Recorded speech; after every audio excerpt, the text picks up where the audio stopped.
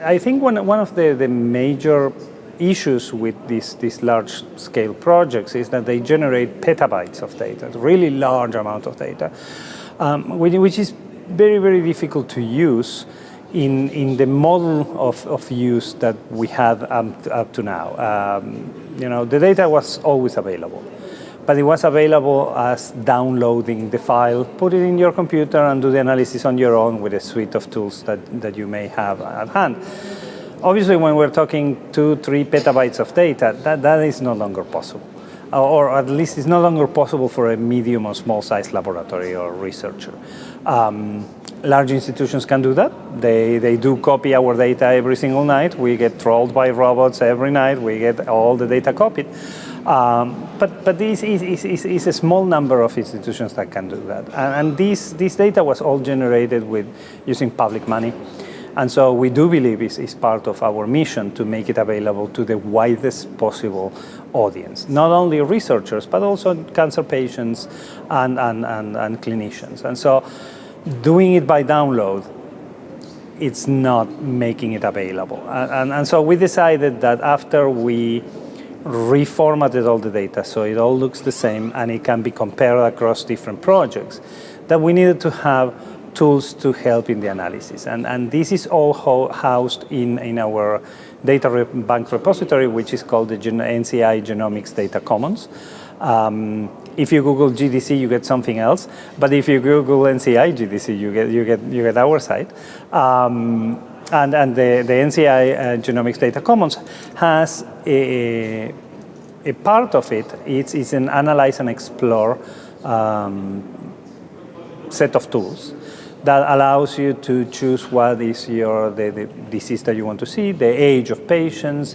You can even choose the region where the patient was collected. You can choose things like general demographics, gender, but also you can choose more complex things, like you want to see patients that have mutations in a particular gene, and when you choose those, then you can look at the survival trends of the patients, with that mutation, without that mutation, and we think that that's going to be very useful for the clinician on the ground that receives these, long reports saying mutations in A, B, C, D, E, F, G, and then they don't know what to do with it. They don't know what to tell the patients about their life expectancy, about how the disease evolves. And so building these analysis tools into the GDC helps them to say, well, I have a patient with these characteristics. What happens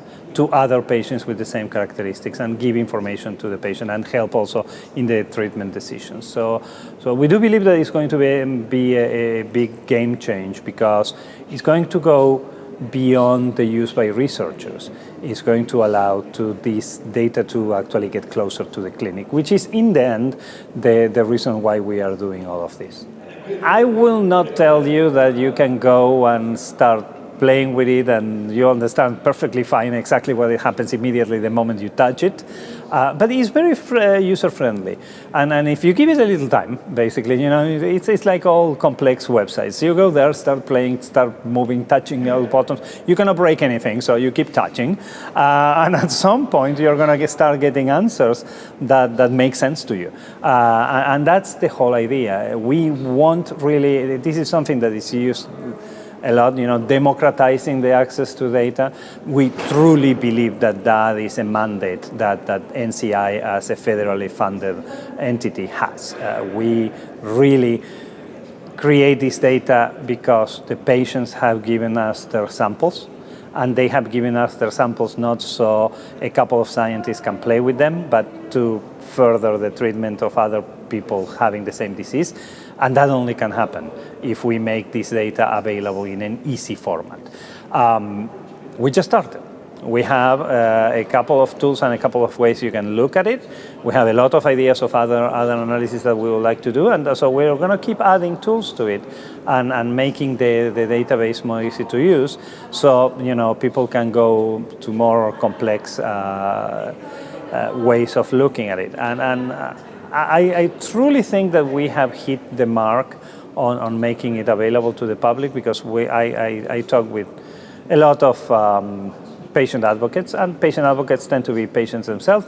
They are not scientists, and I always tell them, it's like, go and play with it. Go and, you remember what your disease was, so go and try to find, what happens to people with your disease. And the response that I get, a couple of days later is like, wow, this is amazing. Actually, I can understand what is happening here.